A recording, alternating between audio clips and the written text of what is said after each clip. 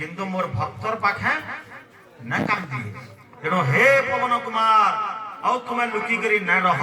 ମୁଁ ଜାଣିଲି ନା ତୁମକୁ ତୁମେ କିଏ କାରଣ ତୁମେ ଯଦି ମତେ ଚିହ୍ନି ପାରିଲ ତୁମର କବଚ ଦେଖିକିରି ଅକ୍ଷୟ କବଚ ମୁଇଁ ତୁମକୁ ଚିହ୍ନିଲି ନ ତେଣୁ ତୁମର ରୂପକେ ଫେରି ଆସ ବଜରଙ୍ଗବଲି